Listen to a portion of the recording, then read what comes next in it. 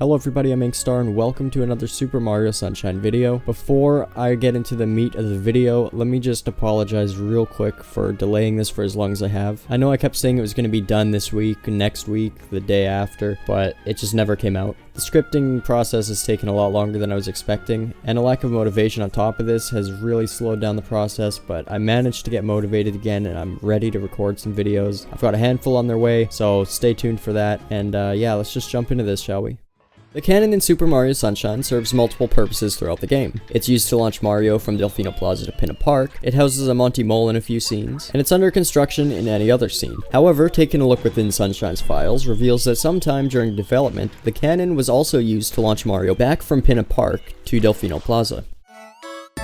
The cannon's files are typically stored like miscellaneous map objects in the folder scene/map_obj. However, in scenes where the Monty Mole is nested inside the cannon's files are oddly stored within a self-labeled folder located in scene/cannon, which not only contains most of the cannon components used for the episode, but also an unused cannon launching animation and the bone model for the smoke trail, along with 4 animations with only one being used in the final game. The unused cannon rotation animation is labeled Cannon Demo Pinna, which rotates the cannon counterclockwise before launching Mario, as opposed to clockwise before launching Mario from Delfino Plaza to Pinna Park. This animation would have been used before launching Mario from Pinna Beach to Delfino Plaza using the cannon docked on the beach. The unused launching smokes bone model has 3 unused animations, 2 of which were for Pinna Beach, while 1 was for Delfino Plaza. The unused animations for Pinna Beach's cannon are labeled Hodai Mario Fly 2.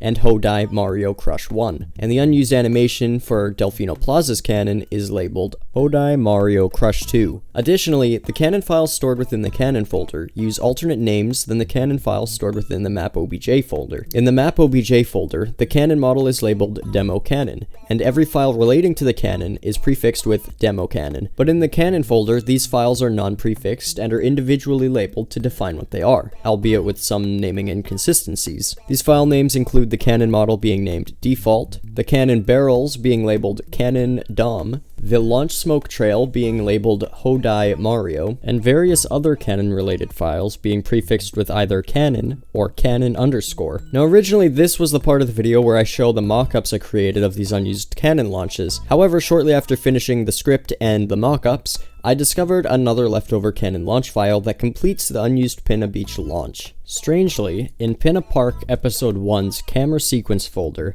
scene/map/camera, alongside the intro camera sequence, a second camera sequence file exists labeled TioroCam_Pinna. What's interesting is Episode 2 of Pinna Park also contains a TioroCam Pinna camera sequence. However, the camera sequence is used in Episode 2 to show the Monty Mole being defeated. But since the Monty Mole doesn't make an appearance in Episode 1, I assumed this was nothing more than a leftover duplicate camera sequence from Episode 2. However, after comparing the two files, it turns out they're actually entirely different camera sequences. The TioroCam that I thought was merely a duplicate is actually an unused cannon launching camera sequence, which was used when Mario was getting launched from the Pinna Beach cannon. With this file being uncovered at last minute, we were able to complete some mockups for what the Pinna Beach cannon launch would look like. So with all that being explained and said, here are my mockups of the unused Pinna Park cannon launches and the unused Delfino Plaza smoke trail animation.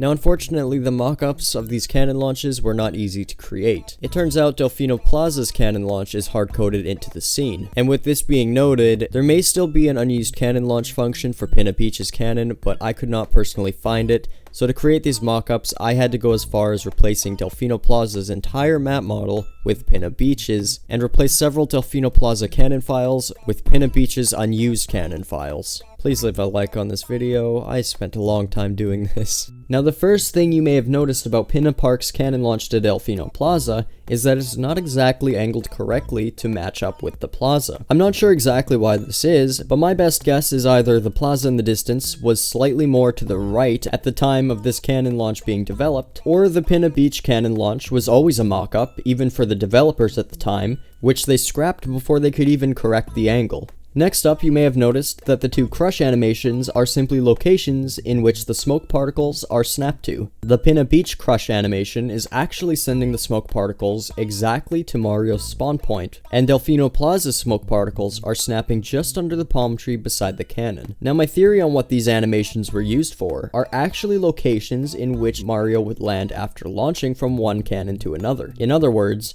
crash animations. I believe the animation names of crush were just a mistranslation of crash for Mario crashing into the ground at each destination. For example, if Mario launched from Delfino Plaza to Pinna Park, he would crash where Pinna Park's crush animation directs to. But this is merely just my theory, as there is no footage or screenshots of any kind relating to Pinna Park's cannon launching Mario anywhere. And lastly, you probably didn't, but maybe did notice that Pinna Beach's cannon launch actually uses an alternate camera sequence than Delfino Plaza's cannon launch. Slightly. At the end of Pinna Park's cannon launch, the camera's FOV slightly increases as Mario launches in the distance, followed by the screen transition. This FOV change is not present during Delfino Plaza's cannon launch. This makes me believe that Pinna Park's cannon was actually using the final variant of the cannon launch sequence, however the developers never got around to updating the Delfino Plaza ones, leaving the final camera sequence to be an earlier version. And finally, my theory for why the unused Pinna Park cannon launch camera sequence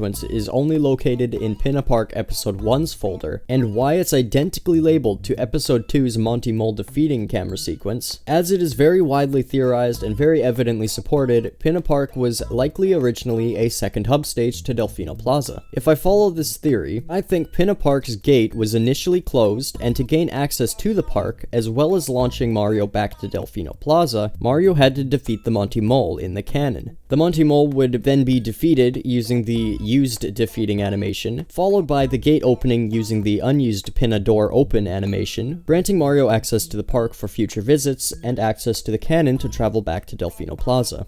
But again, that's just a theory. Oh, yeah. Thank you guys so much for watching. Leave a like, leave a comment. Go follow me on Twitter and Twitch at Inkstar Loom. Take care, you guys.